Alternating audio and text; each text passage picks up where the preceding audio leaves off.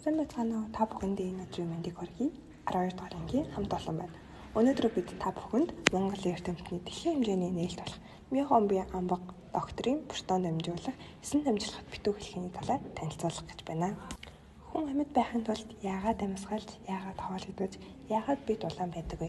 Энэ бүхэн хоорондоо ямар холбоотой вэ гэдэг асуултанд Миохомби амбаг доктор маш энгийн бөгөөд ухаалаг хариулт өгсөн юм.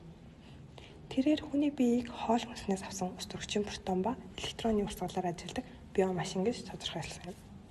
Энэхүү бичлэгээрээ бид эсийн доторх энерги үйлдвэрлэлээс эхлээд амьсгал хүртэлх эсийн дамжлага хэрхэн нэгэн тойрогт ажилтгийг тайлбарлах болно. Нэгдүгээрт уушигнаасаа орж ирсэн хүчил төрөгч цусаар дамжин эцэд хүрдэг. Эсийн түвшинд нүүрс ус болон CH2 молекулууд задралт орж Кребсийн циклд явагдана. Энэ үед наадаш болон фадаш зэрэг өндөр энерги агуулсан электрон зөөгч молекулууд үүсдэг. Эдгээр нь дараагийн шатанд электроны их үүсвэр болдог. Энэхүү шат явагдсанаар бие махбодыг түүхий дээр хангаж энерги үүсвэрийг бэлтэнэ. Харин эсвэргээрээ гэмтвэл хоол босруулах замын хямрал тэжээлийн дутагдал үүснэ. Бие сүлдэж эсүүд өлсөж эхэлнэ. Хоёрдугаарт Кребсийн цикл явагдах үед нүүрс хүчлийн хий буюу CO2 ялгардаг. Энэ нь бодисын солилцооны хаягдал бүтээгдэхүүн бөгөөд дараа нь цусаар дамжин уушиг руу буцаж гадагшлана. 3 дугаар шатанд наадаш болон фадаш хоёр нь митохондрийн дотор мембран дээрх электрон тээвэрлэлтийн гинжин элемент электрон өгдөг. Энэ үед электронууд коэнзим болон цитохром уургуудын тусламжтайгаар дараагийн шат руу дамжина. Энэ процессыг электрон урсгал гэж нэрлэдэг.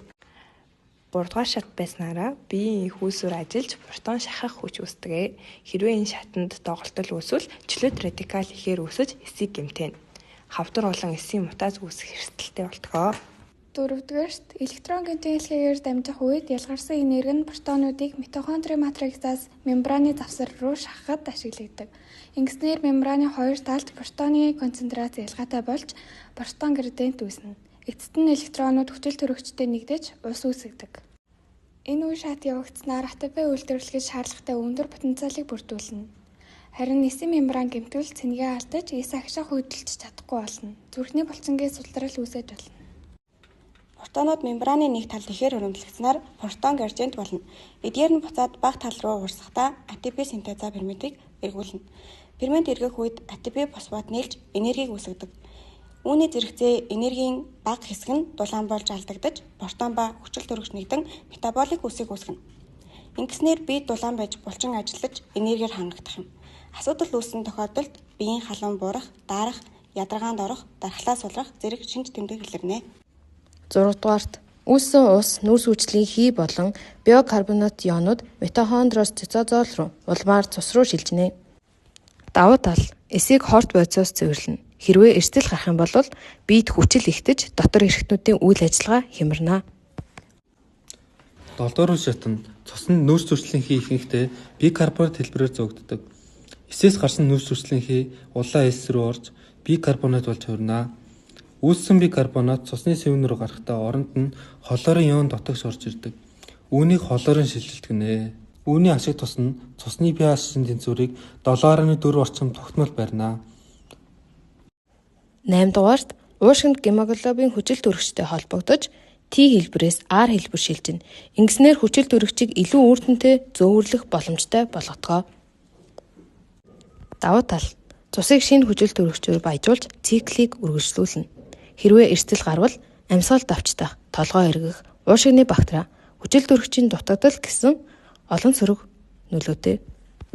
9-р эд эсийн түвшинд нүүрс хүчлийн хий болон протон гэсэн нөхцөлд гемоглобин буцаад RT-гээс Т хэлбэр шилжиж хүчил төрөгчийн суллан эсэд өгдөг. Ингэснээр хүчил төрөгч орж АТП үүсч нүүрс хүчлийн хий гадагшлаж бүх процесс дахин давтагддаг тул үүнийг битүү хэлхээ гэж нэрлэдэг. Энэ нь эсийн энерги үүсэх амьдрал явагдах үндсэн механизм аа.